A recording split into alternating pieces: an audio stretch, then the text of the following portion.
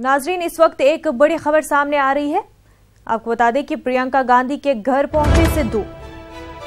नवजोत सिंह सिद्धू ने की प्रियंका गांधी से मुलाकात।